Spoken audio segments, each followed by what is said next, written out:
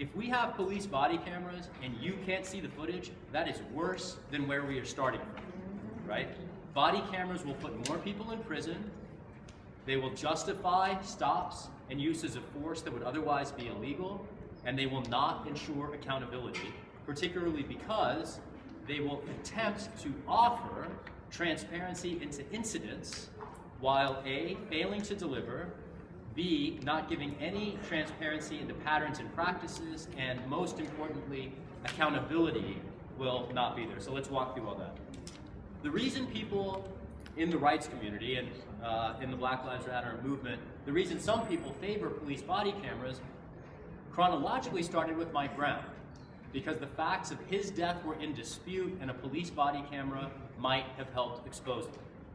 Absolutely true, and I will concede at the outset that in some instances, police body cameras might enable justice for grieving parents.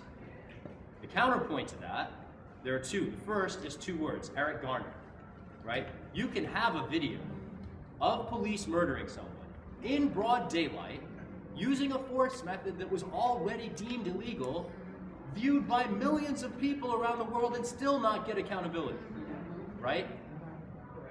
Footage does not equal accountability. That's Eric Garner. The second problem here, and this is a frequent problem in the law, the interests of individuals that are impacted by discrete abuses can diverge from the interests of the communities they come from. In the 1990s, a lot of community activists pushed for harsher drug sentencing laws because there was a crime wave in a lot of urban communities. What did we get out of that?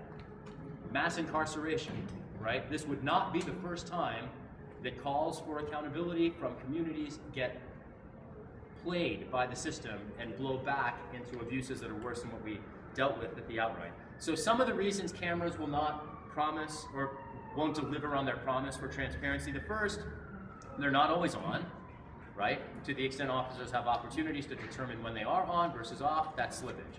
Second, police will edit footage on the rare instance that it is ever forced out of their hands. California, interestingly enough, recently passed a law prohibiting police from looking at camera footage. That's interesting, right? That's the kind of reform that starts to twist body cameras into maybe something helpful. If the police can't doctor the footage or edit it,